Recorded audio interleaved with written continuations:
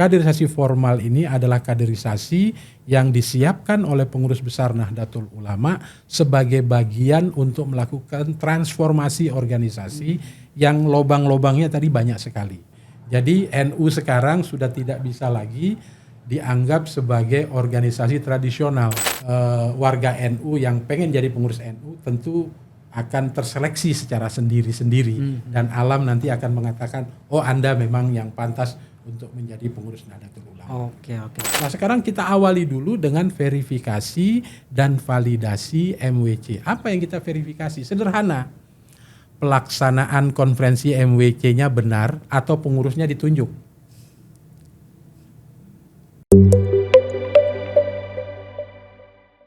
Assalamualaikum warahmatullahi wabarakatuh. Teman-teman Suara NU, bagaimana kabarnya? Mudah-mudahan semuanya dalam keadaan sehat walafiat.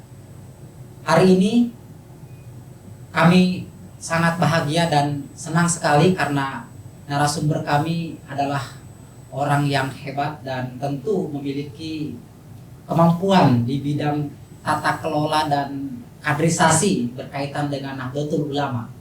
Sudah hadir bersama saya Bapak Dr. Haji Faisal. Assalamualaikum. Waalaikumsalam warahmatullahi wabarakatuh. Sehat Pak Kiai? Alhamdulillah. Gimana kabarnya? Alhamdulillah. Nah Kiai, izin dalam sesi kali ini kita ingin membahas berbincang-bincang soal kaderisasi dan upaya dan strategi memenangkan masa depan. Sebagaimana yang kerap disampaikan oleh Gus Yahya selaku Ketua Umum PBNU bahwa NU harus memenangkan masa depan. Nah, tapi sebelum itu saya sangat yakin sebenarnya para pengurus cabang, para pengurus wilayah sudah mengenal Pak Kiai Haji Dr. Faisal ini. Tetapi alangkah lebih baik kalau kita perkenal lebih dulu kayaknya ya, karena saya yakin peran Pak Kiai di daerah sangat besar, penting untuk mengetahui background dari Pak Kiai.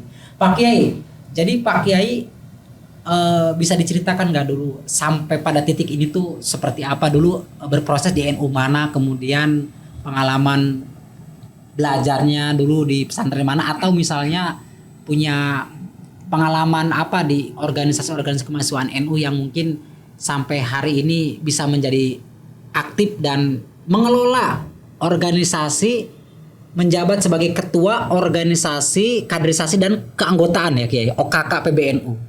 Silakan Pak Kiai. Baik, terima kasih. Assalamualaikum warahmatullahi wabarakatuh. Waalaikumsalam warahmatullahi Nama saya Muhammad Faisal. Kalau bercerita tentang latar belakang pengalaman tentu nggak cukup waktu 1 atau 2 jam gitu. Tapi saya coba cerita singkat saja. Saya di Nahdlatul Ulama ini memang NU turunan ya. NU turunan. Saya pernah menjadi anggota IPNU, kemudian saya pernah menjadi pengurus PMII. Nah di PMII saya ini salah seorang pendiri Pergerakan Mahasiswa Islam Indonesia di cabang Bekasi. Kemudian setelah saya PMII, saya pernah menjadi sekretaris GP Ansor di Kabupaten Bekasi. Kemudian belum selesai saya berkhidmat di Ansor karena ada permintaan dari para kiai-kiai sepuh di Bekasi.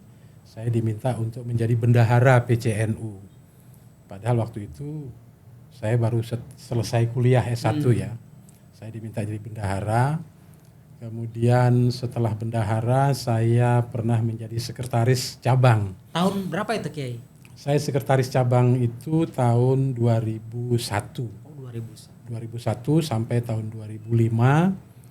Kemudian setelah itu saya menjadi pengurus wilayah NU Jawa Barat. Kemudian setelah itu saya fokus di Badan Otonom. Saya terlibat di pimpinan pusat Ikatan Sarjana Nahdlatul Ulama dan jabatan terakhir saya di ISNU itu sebagai salah seorang ketua yang membidangi kaderisasi juga. Masa khidmat 2019 sampai 2023. Tapi karena ada ketentuan di PBNU tidak boleh rangkap jabatan, maka saya mengundurkan diri dari ISNU. Nah, kemudian organisasi lain saya sekarang ini menjadi Wakil Sekretaris Jenderal Pengurus Besar Ikatan Alumni Pergerakan Mahasiswa Islam Indonesia. Banyak lagi, ya kalau diceritakan banyak lagi ya. Banyak, Tapi pasti kemudian, banyak, nah saya di NU ini tahu betul kenapa. Karena saya di pengurus NU ini mulai dari MWC, kemudian PCNU, PWNU. Jadi saya paham betul dinamika perkumpulan kita ini mulai dari betapa sulitnya kita mencari pengurus, tentu di era-era dulu ya, di era-era Orde Baru itu. Kalau sekarang ini kan semua orang hampir mengaku NU semua. Iya. Jadi singkat cerita, kemudian Allah Subhanahu Wa Taala melalui tangan Ketua Umum meminta saya untuk menjadi Tanfidiyah PBNU. Saya awalnya itu dikukuhkan, dilantik di Balikpapan itu pada tanggal 31 Januari 2022 itu posisi saya sebagai Wakil Sekretaris Jenderal Bidang Kaderisasi. Kemudian pada bulan Juni tahun 2023 karena dinamika perkumpulan kita luar biasa, lalu Ketua Umum meminta saya atau mereposisi saya dari Wakil Sekjen menjadi Ketua yang diperintahkan khusus oleh Ketua Umum untuk menangani persoalan kaderisasi. Dan alhamdulillah proses penyiapan infrastruktur, sarana prasarana kaderisasi ini memang cukup lumayan berdinamika ya. Tapi karena kita sudah nawaitunya berkhidmat, ya semua hal yang berkaitan dengan proses-proses itu kita lalui dengan penuh sukacita gitu, sampai saat sekarang ini gitu. Masya Allah, banyak sekali ya pengalaman, makanya memimpin di bidang kaderisasi. Iya, betul. Pengalamannya dari mulai IPNU, PMI, Ansor, ISNU, wah, semuanya lengkap gitu. Kalau makan itu menunya, wah udah sehat itu. Oke, Pak Kiai, kami ingin coba memulai dari pernyataan Gus Yahya selaku Ketua Umum PBNU yang memang ingin memperkuat transformasi organisasi di dalam tata kelola organisasi NU. Nah, salah satu hal yang penting juga dilihat dari pernyataan Gus Yahya ini, ternyata penerapannya itu soal administrasi yang cukup begitu masif dilakukan oleh PBNU agar tidak disepelekan, kayak gitu. Selama ini kan administrasi selalu disepelekan. Nah, saya ingin memulai dari pertanyaan, seberapa penting sebenarnya persoalan-persoalan itu dilakukan oleh PBNU? Baik, saya kira ini pertanyaan yang menurut saya penting sekali karena memang faktanya setelah Gus Yahya mengomandoi Tanfidiyah Pengurus Besar Nahdlatul Ulama, kita banyak menemukan ternyata lobang-lobang permasalahan keorganisasian ini banyak sekali.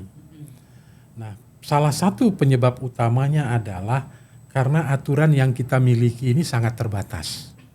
Kita punya anggaran dasar, kita punya anggaran rumah tangga, tetapi di dalam anggaran dasar maupun anggaran rumah tangga itu belum menyentuh persoalan-persoalan teknis. Sehingga kita kesulitan untuk menerapkan organisasi yang lebih profesional, organisasi yang menggunakan sistem birokrasi yang kita miliki. Akhirnya pada bulan Mei tahun 2022, PBNU menyelenggarakan konferensi besar. Dengan agenda tunggal adalah menyiapkan peraturan perkumpulan Nahdlatul Ulama yang dapat mengimplementasikan bunyi anggaran dasar dan bunyi anggaran rumah tangga. Nah, pada konbes pertama yang dilaksanakan dalam kepengurusan ini pada Mei 2022 itu menghasilkan 19 peraturan perkumpulan. Coba dibayangkan, artinya masalah kita pada saat sekarang ini banyak sekali. Sehingga ada 19 peraturan perkumpulan Nahdlatul Ulama. Kenapa? Karena semua aspek itu luar biasa, lobang-lobangnya banyak sekali. Ya, soal kaderisasi kita masih menggunakan sistem dan pola semau pengurus. Nah, maka kita memiliki Perkum tentang sistem kaderisasi yang mengatur dan mengelola pelaksanaan kaderisasi. Sehingga kita mengenal ada 3 jenjang kaderisasi kita. Dan kita juga mengenal dalam kaderisasi itu ada yang namanya tipologi kaderisasi. Kaderisasi formal dan kaderisasi informal. Kaderisasi formal ini adalah kaderisasi yang disiapkan oleh pengurus besar Nahdlatul Ulama sebagai bagian untuk melakukan transformasi organisasi yang lobang-lobangnya tadi banyak sekali. Nah ini kemudian dari 19 perkum ini kemudian mulai mengurai masalah-masalah yang kita miliki. Soal konferensi cabang yang tidak pernah sesuai dengan aturan, tidak pernah sesuai dengan waktu. Dengan adanya berbagai peraturan perkumpulan yang kita miliki sudah mulai menjawab masalah-masalah itu. Soal pengajuan SK, soal bagaimana mengatur ketika ada masalah yang boleh tanda tangan siapa, yang tidak boleh tanda tangan siapa, dan seterusnya itu luar biasa. Selama ini memang pengelolaan perkumpulan kita memang masih dilakukan secara manual dan tentu subjektivitas daripada pengurus yang menjadi bagian daripada pengelolaan itu. Nah sekarang ini udah nggak bisa. Kita sudah punya sistem. Apapun yang menjadi bagian daripada dinamika perkumpulan kita itu sudah diatur, sudah dikelola oleh sistem yang kita miliki. Jadi NU sekarang sudah tidak bisa lagi dianggap sebagai organisasi tradisional. Iya, betul. Dengan kepemimpinan Gus Yahya saat sekarang ini dan kita semula memiliki sistem dan peraturan yang luar biasa banyaknya sehingga masalah-masalah yang muncul di dalam aktivitas perkumpulan kita ini pelan-pelan sudah terurai. Dan sampai saat sekarang ini konsolidasi sekaligus sosialisasi peraturan perkumpulan itu masih terus secara masif kita laksanakan. Dalam rangka apa? Agar PW, agar PCNU, agar MWCNU, ranting NU, anak ranting NU, lembaga-lembaga dan badan otonom itu paham dan tahu apa fungsi dan tugasnya masing-masing. Yang selama ini kadang-kadang antara PCNU dengan PC badan otonom itu nggak pernah sinkron. Sering terjadi seperti itu. Sekarang aturannya sudah ada. Tinggal dijalankan. Tinggal dilaksanakan. Dan dengan strong yang dimiliki kepemimpinan, strong leadership yang dimiliki oleh Ketua Umum saat sekarang ini, mulai sekarang semua aturan dan ketentuan itu turun ke bawah dan mulai sekarang diimplementasikan oleh PW, diimplementasikan oleh PC dan seterusnya dan seterusnya. Dan ini tentu langkah yang sangat luar biasa, terobosan yang sangat luar biasa dalam rangka mentransform ya tradisi lama NU kepada tradisi yang baru. Dan itu yang saat sekarang ini sudah mulai berjalan dan alhamdulillah sudah mulai kita lihat hasilnya meskipun tidak seperti membalikkan telapak tangan kita tapi mulai sekarang. Mana buktinya? Sekarang PWNU sudah mulai tertib. PCNU sudah mulai tertib. MWCNU sudah mulai tertib. Belum lagi dalam perkum itu kita mengenal istilah pengukuran kinerja perkumpulan. Nanti itu akan dilaksanakan, di situ lagi nanti akan diuji. Apakah PW, PC telah memenuhi persyaratan sebagai perkumpulan yang profesional, perkumpulan yang mandiri, perkumpulan yang mampu memberikan pelayanan kepada warga Nahdlatul Ulama. Oke. Dari pernyataan Pak Kiai saya memandang bahwa mengurus NU itu harus serius ya. Wajib serius. Kalau dulu kan maaf sempat muncul sudah ada yang ngurus NU aja syukur. Sempat berkembang asumsi bahasa-bahasa gitu. Kalau Pak Kiai menanggapi soal itu gimana Pak? Ya, saya kira ini kan soal kesempatan dan dinamika sosial kemasyarakatan yang tentu berubah. Zaman dulu orang itu takut ngaku NU. Oh iya. Saya tentu punya pengalaman ya ketika misalnya saya menjadi sekretaris PCNU dulu, itu untuk membentuk MWCNU itu luar biasa susahnya. Kita sudah datang meminta, kemudian tiba-tiba malamnya rumahnya didatangi oleh Danramil, oleh Kapolsek misalnya, takut lagi dia menjadi pengurus. Iya benar. Nah sekarang ini dengan dinamika perubahan peradaban, dinamika perubahan zaman yang lebih besar, kemudian orang mulai sekarang mengakui eksistensi Nahdlatul Ulama. Dan tentu saat sekarang ini orang berlomba-lomba memiliki hasrat dan keinginan untuk berkhidmat di Nahdlatul Ulama. Meskipun itu nanti akan ada seleksi alam. Ada yang ingin jadi pengurus karena punya kepentingan, ada yang ingin pengurus supaya diangkat sebagai A, B, C, dan D. Kemudian nanti seleksi alam itu akan menjawab. Nah, seorang warga NU yang pengen jadi pengurus NU tentu akan terseleksi secara sendiri-sendiri dan alam nanti akan mengatakan oh Anda memang yang pantas untuk menjadi pengurus Nahdlatul Ulama. Oke. Pak Kiai, ini juga mungkin perlu dijawab dan mudah-mudahan tidak dalam rangka untuk memperkeruh suasana ya.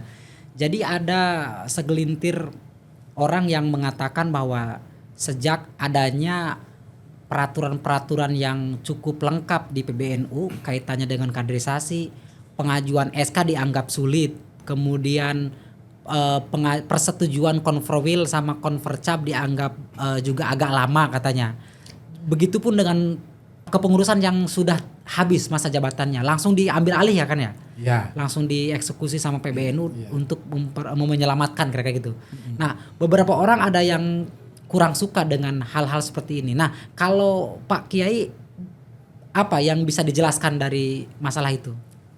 Jadi begini, konsekuensi dari implementasi anggaran dasar dan anggaran rumah tangga yang kemudian diterjemahkan di dalam peraturan perkumpulan tentu memang tidak mungkin menyenangkan semua pihak. Itu yang pertama. Peraturan perkumpulan ini hadir untuk mempermudah perkumpulan kita.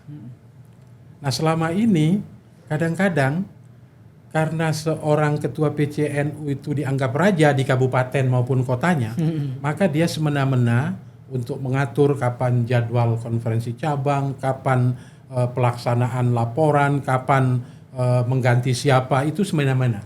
Sekarang ini tidak mungkin lagi karena sudah ada aturannya. Mengapa PBNU itu mewajibkan cabang atau wilayah mengajukan permohonan izin konferensi wilayah atau konferensi cabang? Supaya tata kelola perkumpulan kita itu sehat. Yang pertama, supaya tata kelola kita, perkumpulan kita itu sehat. Yang selama ini kan tidak sehat. Sekarang kita sudah pagari dengan peraturan perkumpulan. Anda boleh melaksanakan konferensi cabang. Waktunya Anda tentukan sendiri, cuman PBNU membuat persetujuan. Mengapa pentingnya persetujuan? Agar pelaksanaan konferensi cabang atau konferensi wilayah itu sah menurut peraturan perkumpulan. Dan itu menjadi bagian daripada tata kelola perkumpulan kita. Jadi kalau ada yang mau melaksanakan konvercap atau konfurwil, dia wajib mengajukan permohonan. Dan kemudian nanti PBNU akan menyiapkan siapa yang akan memandu dan memimpin pelaksanaan konferensi wilayah atau konferensi cabang tersebut. Supaya apa? Tidak terjadi masalah. Karena sering terjadi. Ketika PBNU tidak hadir, itu sering terjadi. Rois Suriah cabang itu ke kiri, pengurus Tanfidiyah cabang itu ke kanan, dan sering tidak ketemu. Nah, ini menjadi masalah. Dengan adanya peraturan perkumpulan kita dalam rangka tata kelola organisasi yang sehat dan profesional, PBNU membuat ketentuan-ketentuan seperti itu. Tujuannya untuk memudahkan semua, agar pelaksanaan konferensi itu betul-betul tertib, aman, adil, disiplin, dan lain-lain sebagainya. Dan faktanya hari ini kita sudah melaksanakan aturan itu, semua berjalan dengan lancar. Pengajuan SK misalnya, dalam peraturan perkumpulan dan peraturan PBNU sudah dijelaskan. Persyaratan pengajuan SK itu A, B, C, D. Itu ada persyaratannya macam-macam itu. Untuk apa? Supaya kita tahu. Jangan sampai pengurus yang dimasukkan namanya itu asal menulis nama. Nah, begitu perkhidmatan tidak ada orangnya. Nah, sehingga sekarang supaya tahu, oh ternyata misalnya pengurus cabang A, ini loh data-datanya. Jadi kita tahu, oh ternyata ini orang benar-benar orang NU, bukan orang yang dibajukan baju NU gitu, tapi benar-benar orang NU. Jadi semua ketentuan sudah ada di situ. Tujuannya untuk apa? Supaya kita paham ketentuan dan orang-orang yang menjadi pengurus juga itu mengerti dan kita tahu siapa orang itu. Bukan orang sembarangan, bukan orang yang tiba-tiba dimasukkan hanya untuk kepentingan-kepentingan tertentu. Apalagi saat sekarang ini, mohon maaf, dinamika politik itu sering menggeret-geret dan menarik-narik Nahdlatul Ulama di cabang-cabang, di wilayah-wilayah. Ini bahaya kalau kita sembarang memasukkan orang, itu akan mengkhawatirkan perkumpulan kita. Dan ketentuan-ketentuannya sudah ada. Kalau menjadi pengurus cabang sudah pernah kaderisasi A, B, C. sudah harus begini A, B, C dan itu sudah ada semua ketentuan-ketentuannya. Untuk menjadi ketua cabang minimal telah mengikuti kaderisasi tingkat A, B, C, D. Itu semua ada. Tujuan itu apa? Supaya perkumpulan ini benar-benar diurus, dikelola, diorganize oleh orang-orang yang memang paham tentang perkumpulan kita. Oke. Jadi seperti itu. Ya, Pak Kiai, satu lagi mungkin yang masih berkaitan dengan pertanyaan ini. Kaitannya dengan verifikasi sebelum konferensi. Itu apa fungsinya, Pak Kiai? Jadi begini. Kita kan memiliki peraturan perkumpulan yang mensyaratkan wajib melakukan pengukuran kinerja perkumpulan. Oke. Nah, langkah pertama sebelum kita melakukan pengukuran perkumpulan kita ini, langkah pertama kita lakukan yang namanya verifikasi dan validasi MWC. Nah, padahal dalam ketentuan pengukuran kinerja perkumpulan itu banyak sekali. Iya. Banyak sekali. Itu misalnya sebagai contoh begini, pengurus PW harus memiliki rumah sakit yang berbadan hukum NU. Pengurus PW harus memiliki perguruan tinggi yang berbadan hukum NU. Pengurus PW harus memiliki BUMNU, badan usaha milik NU atau koperasi atau apapun namanya yang kepemilikannya itu milik NU. Ini ketentuan-ketentuan yang menjadi bagian daripada verifikasi ke depan. Pengurus cabang harus memiliki kantor permanen yang ada di klasifikasi A. Pengurus cabang harus memiliki layanan pendidikan minimal tingkat SMA. Pengurus cabang harus memiliki BUMNU. Minimal asetnya itu 500 juta. Nah, ini yang nanti ini. Ini yang berat-berat. Nah, sekarang kita awali dulu dengan verifikasi dan validasi MWC. Apa yang kita verifikasi? Sederhana. Pelaksanaan konferensi MWC-nya benar atau pengurusnya ditunjuk. Ya kan? Apakah pada saat pelaksanaan konferensi MWC itu telah memenuhi aturan-aturan? Ya, ada undangannya, ada tata tertibnya, ada berita acara pemilihannya, ada pengajuan SK-nya, ada SK-nya, ada dokumentasinya. Nah, ini adalah langkah awal dari verifikasi. Jadi dari pengukuran kinerja perkumpulan. Jadi Verval ini, verifikasi dan validasi ini satu langkah kecil daripada proses pengukuran kinerja perkumpulan. Itu pun kita temukan fakta. Ternyata perkumpulan kita ini memang besar, tapi belum tertib administrasi dan lemah dalam manajemen organisasi. Itu faktanya. Artinya itu disadari semua. Ya, karena memang faktanya seperti itu. Faktanya seperti itu. Bukan berarti MWC ranting itu tidak bekerja. Mereka bekerja, tetapi masih ada masalah. Ya, mau bikin rapat nggak pernah pakai undangan. Ya kan? Mau rapat nggak ada dokumentasinya. Padahal dalam sistem organisasi yang profesional dan modern yang begitu-begitu kan harus ada. Tapi pertanyaan saya, kenapa tidak cuma sampai MWC, kenapa nggak verifikasinya langsung sampai ranting gitu Pak? Jadi ada tahapannya. Kenapa didahulukan MWC? Karena dalam anggaran rumah tangga itu disebutkan begini. Dalam rangka pembinaan MWC, maka MWC boleh mengikuti konferensi wilayah.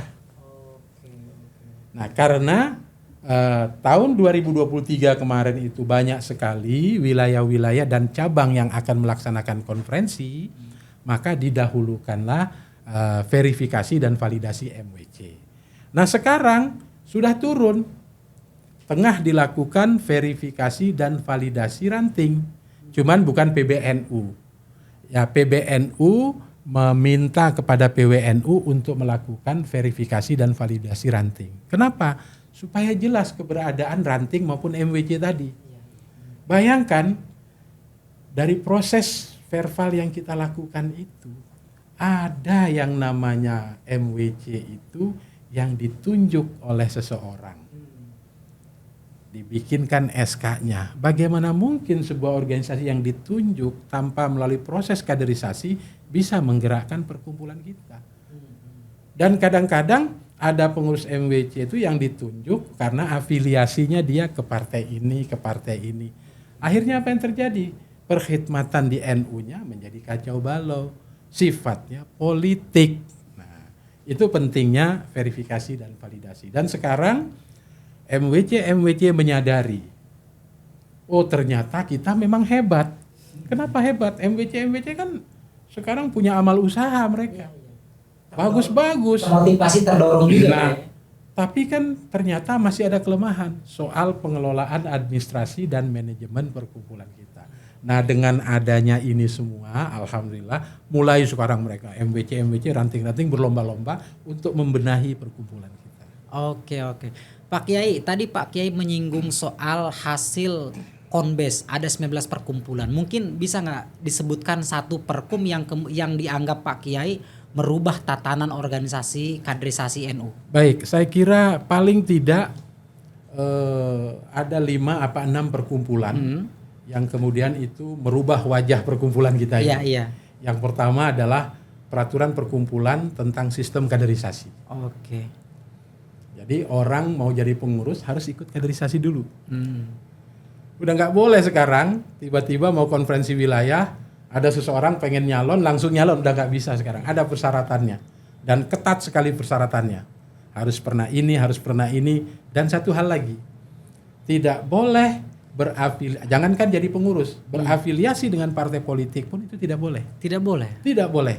Misalnya ya, saya mau nyalon ketua PWNU, tapi saya masih menjadi mustasyar partai atau penasehat partai, saya tidak boleh. Terganjal oleh aturan, tidak boleh. Apakah saya tidak boleh? Memang tidak boleh, kecuali saya sudah mundur 1 tahun. Kecuali sudah mundur 1 tahun. 1 tahun. Apa bukti mundur 1 tahun? Mundurnya itu disetujui oleh partai politik tingkat pusat. Luar biasa ya. Nah, untuk apa? Supaya jelas posisi NU. Karena kadang-kadang begini, ada pimpinan partai gagal menjadi ketua partai tertentu, lalu setelah konferensi partainya itu ada konferensi NU. Karena dia gagal jadi ketua partai, tiba-tiba dia nyalon ketua NU. Ada beberapa kasus di beberapa daerah seperti itu. Untuk menghindari hal seperti itu Pak Kiai ya? Ya, untuk menghindari jangan sampai yang ngurus NU ini nggak ngerti NU, yang ngurus NU ini jangan sampai orang parkiran dari mana-mana, maka ada ketentuan-ketentuan. Jadi yang pertama adalah perkum tentang sistem kaderisasi. Yang kedua adalah perkum tentang syarat menjadi pengurus. Yang ketiga adalah perkum tentang pembentukan kepengurusan baru. Itu ada ketentuan-ketentuannya. Ada perkum tentang pembekuan pengurus, ada perkum tentang permusyawaratan, ada perkum tentang klasifikasi struktur dan penilaian kinerja perkumpulan. Dan ada perkum tentang pemberhentian pengurus, pergantian antar waktu, dan pelimpahan fungsi jabatan. Ada. Ini adalah perkum-perkum yang mewarnai dinamika perjalanan organisasi sampai saat sekarang ini. Ditambah dengan perkum-perkum yang lain. Dan terakhir, kemarin kita sudah memiliki perkum Sisdiknu, Sistem Pendidikan Nahdlatul Ulama. Kita juga sudah memiliki perkum tentang layanan fasilitas kesehatan rumah sakit. Kita sudah punya perkum. Dan yang terakhir, kita sudah punya perkum tentang penyelesaian perselisihan internal. Kita sudah punya majelis tahkim sekarang. Kenapa itu penting? Kadang-kadang dalam perkumpulan kita ini kan dinamikanya ada. Betul. Ada ketua nggak suka dengan wakil sekretaris, dipecatlah wakil sekretaris. Ya kan? Kalau selama ini kan ngadunya ke pengadilan negeri, sekarang udah nggak bisa. Ngadunya sekarang ke majelis tahkim. Majelis tahkim. Jadi kita selesaikan di sini. Supaya apa? Ngurus NU ini kan berkhidmat bersama-sama, nggak bisa dikerjakan oleh satu orang. Harus dikerjakan bersama-sama. Kepentingan bersama melalui Nahdlatul Ulama itulah yang mewajibkan setiap kader itu paham akan fungsi dan tugasnya sehingga tidak mudah untuk memecat orang. Oke. Jadi seperti itu. Pak Kiai, sejak Pak Kiai masuk di struktur kepengurusan PBNU dan kemudian adanya penerapan sistem kaderisasi yang baru, apa perubahan yang terjadi menurut Pak Kiai? Paling tidak mungkin bisa dicontohkan. Ya, pertama setiap cabang sekarang sudah mulai mengaktifkan bidang kaderisasi. Dulu karena kaderisasi kita itu belum memiliki jenjang, sehingga sistemnya kira-kira kalau bahasa orang Betawi itu masih semau gue. Iya. Ya kan? Dulu kita kenal ada namanya kaderisasi MKNU. Madrasah Kader NU. Kita kenal dulu ada pendidikan kader penggerak NU, PKPNU. Tapi posisi kedua kaderisasi ini nggak jelas. Nggak jelas. Akhirnya sesuai dengan kebutuhan dan kepentingan pada saat itu. Dan tentu sekarang kita berterima kasih karena dulu sudah pernah ada kaderisasi itu. Tapi sebenarnya yang harus diikuti yang mana pada saat itu belum ada ketentuan. Masih bingung. Kan? Akhirnya kan saya sudah pernah ikut ini tapi jadi kebingungan. Akhirnya tergantung kepentingan siapa yang berkuasa pada saat itu. Sekarang nggak bisa. Kita sudah mengenal jenjang kaderisasi. Ada jenjang dasar, pendidikan kader penggerak Nahdlatul Ulama. Ada jenjang menengah, pendidikan menengah kepemimpinan Nahdlatul Ulama. Dan sekarang yang sedang berproses yaitu AKNNU, Akademi Kepemimpinan Nasional Nahdlatul Ulama. Yang AKNNU ini kenapa prosesnya lama? Karena memang luar biasa. Karena Ketua Umum menginginkan AKNNU ini paling tidak memiliki kesetaraan dengan Lemhanas. Makanya nanti AKNNU dirancang memang untuk calon-calon pemimpin dari lingkungan Nahdlatul Ulama. Ini luar biasa. Pesertanya nggak main-main. TOEFL-nya itu minimal 550. Serem juga ya. Iya. Kenapa? Instrukturnya, narasumbernya itu orang-orang hebat. Bisa narasumber mantan presiden Amerika, direktur CIA, mantan perdana menteri Inggris dan tokoh-tokoh internasional. Itu yang akan menjadi narasumber. Mengapa harus TOEFL-nya 550? Nah, tapi itu lagi berproses sekarang. Harapannya mereka-mereka yang sudah ikut AKNNU ini sudah layak untuk memimpin, baik memimpin NU secara internal maupun memimpin bangsa Indonesia ini secara eksternal Nahdlatul Ulama. Jadi seperti itu. Menarik Pak Kiai ya. Iya. Ini benar-benar sungguh-sungguh layaknya organisasi gitu Pak Kiai. Betul. Oke. Nah Pak Kiai, tapi ini juga penting dijelaskan ke warga NU. Sebenarnya yang ngurus kaderisasi di tingkatan cabang tuh OKK juga atau Lapasdam? Nah, jadi gini. Kami sekarang menciptakan yang namanya birokrasi kaderisasi. Jadi Ketua Umum memberi pesan kepada kami kelola kaderisasi ini dengan menggunakan birokrasi kaderisasi. Sebagai contoh begini. Kalau di kementerian itu kan ada yang namanya dirjen. Dirjen ya. Kemudian turun ke provinsi ada yang namanya kepala dinas tingkat provinsi. Lalu begitu turun ke kabupaten kepala dinas tingkat kabupaten. Ya. Nah, Ketua Umum menginginkan birokrasi kaderisasi itu seperti itu. Jadi PBNU itu kira-kira ada dirjen kaderisasinya yang tugasnya apa? Mendesain kurikulumnya, mempersiapkan instrukturnya, mengatur tata kelola manajemen kaderisasinya. Yang melaksanakannya siapa? Nanti PW. Dinas kepala sekolahnya siapa? PW menunjuk kepala sekolah tingkat provinsi kira-kira begitu, nanti ada. Dia tugasnya apa? Melaksanakan kaderisasi AKNNU di tingkat provinsi. Turun ke kabupaten. Nanti akan ada yang namanya kepala sekolah tingkat kabupaten yang ngurusin apa dia? Ngurusin kaderisasi menengah, PMKNU. Turun ke MWC, ke kecamatan.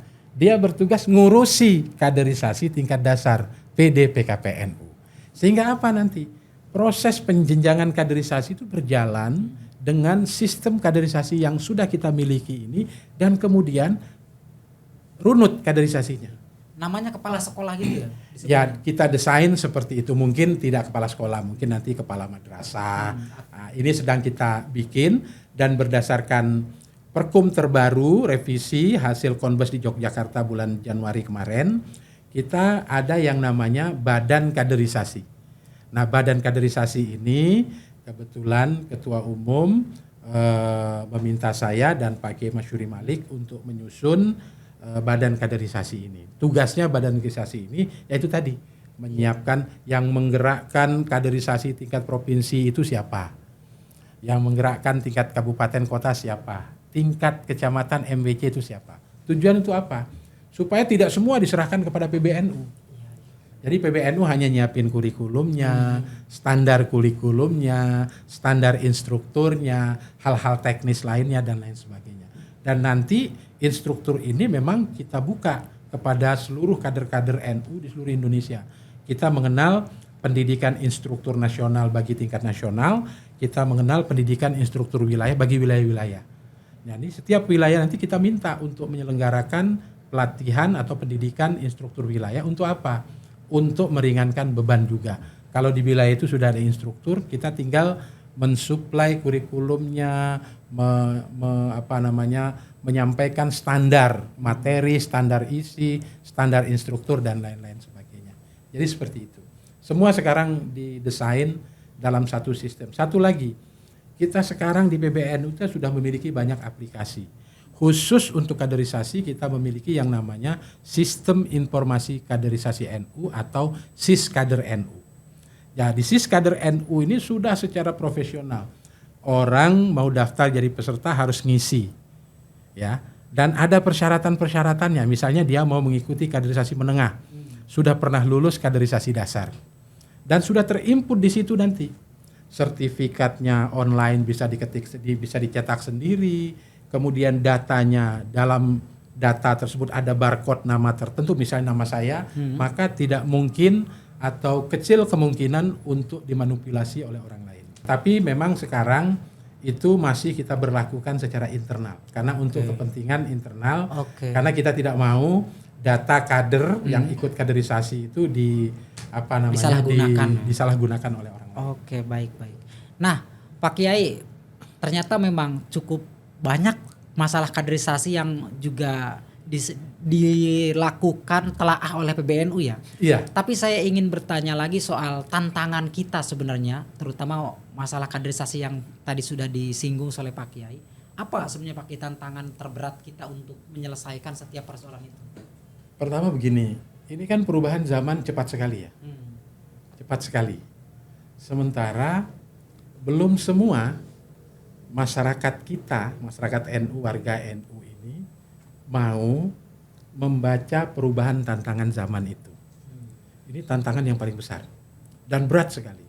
Nah, oleh karena itu PBNU sekarang terus melakukan berbagai upaya penyiapan sumber daya manusia, mulai dari memberi beasiswa dengan berbagai jalur, baik itu secara internal NU maupun kerjasama dengan pihak-pihak yang lain.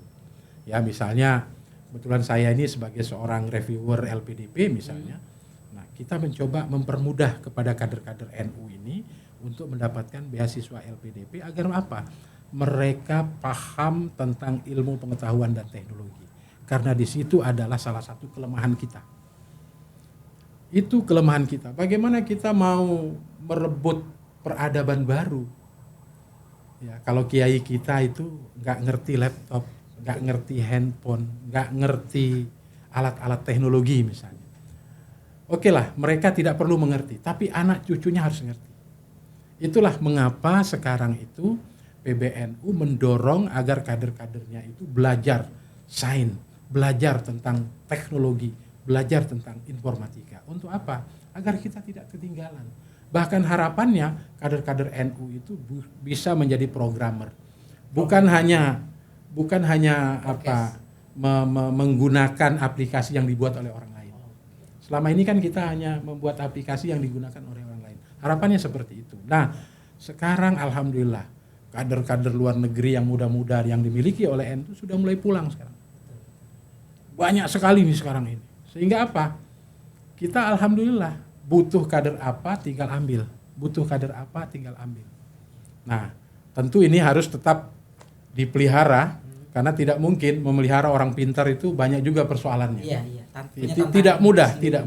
Tetapi karena mereka ini memang lahir dari anak kandung Nahdlatul Ulama, sehingga ketika kita minta mereka untuk berkhidmat, mereka mau berkhidmat gitu. Siap. Pak Kiai, terakhir nih, sebagai bagian dari closing statement mungkin agar kaderisasi kita di PBNU lebih baik dan memberikan output yang terarah serta menuju NU yang lebih maju mendunia sebagaimana visi Gus Yahya, apa yang harus sama-sama kita kerjakan? Pertama begini, Ketua Umum itu selalu menyampaikan dalam berbagai pidatonya ada 3 program utama yang harus dilakukan. Yang pertama kaderisasi sebagai bagian untuk menjawab perubahan tantangan agar kader NU itu paham organisasi, paham lingkungannya, paham dunia secara nasional, paham juga tentang dunia internasional. Itu. Yang kedua adalah hari ini NU itu dianggap besar oleh orang, tapi kehadiran NU pada masyarakat langsung itu masih sangat-sangat kecil. Oleh karena itu PBNU dengan meluncing program Gerakan Keluarga Maslahah itu bagian daripada agar apa? Masyarakat NU itu merasakan kehadiran NU secara nyata. Maka di situ nanti akan ada berbagai program, mulai dari pemberian makanan bergizi, seperti kegiatan-kegiatan posyandu dan lain sebagainya. Itu sedang berproses semua. Dan yang ketiga, yang sering disampaikan oleh Ketua Umum itu adalah memenangi masa depan. Memenangi masa depan ini adalah kita harus menguasai ilmu pengetahuan dan teknologi. Tidak mungkin kita memenangi masa depan kalau seandainya ilmu pengetahuan dan teknologi itu tidak kita kuasai. Tapi jika ketiga hal ini bisa dilaksanakan, maka insya Allah tugas Nahdlatul Ulama untuk memberikan pelayanan pendidikan, layanan kesehatan, layanan ekonomi itu akan lebih mudah terpenuhi. Kenapa? SDM kita sudah mumpuni, kita mampu bersaing dengan sumber daya yang dimiliki oleh lembaga-lembaga lain, oleh orang-orang lain di luar sana, dan alhamdulillah hari ini kita sudah mulai ini. Dan saya yakin 10-20 tahun yang akan datang, generasi muda NU yang top-top dan hebat-hebat itu akan ada dan sudah dimulai oleh kepemimpinan Ketua Umum Gus Yahya. Luar biasa. Amin. Lompatan pemikiran Gus Yahya ini meskipun tidak setara dengan Gus Dur, tetapi sudah kelihatan arahnya itu seperti apa. Emang luar biasa. Ketua Umum kita memiliki cara pandang yang jauh ke depan dalam rangka menghadirkan kader-kader Nahdlatul Ulama yang dapat berkhidmat untuk kepentingan bangsa dan negara. Masya Allah. Pak Kiai, terima kasih. Sekali lagi penjelasannya sungguh sangat rinci dan mudah-mudahan ini bisa ditindaklanjuti oleh kita sebagai warga NU, terutama pengurus cabang, pengurus wilayah, pengurus MWC di masing-masing kecamatan dan khusus semuanya warga NU. Pemirsa, teman-teman Suara NU, kita ucapkan terima kasih ke Pak Kiai dan mudah-mudahan Pak Kiai Dr. Faisal ini sehat terus. Amin, amin. Karena kalau tidak ada beliau bahaya ini. Kaderisasi kita bisa kacau balau ya. Dan demikian perbincangan kami untuk sesi kali ini. Kita akan sambung di sesi yang lain. Wallahu muwaffiq ila aqwamit thoriq. Wassalamualaikum warahmatullahi wabarakatuh. Waalaikumsalam warahmatullahi wabarakatuh.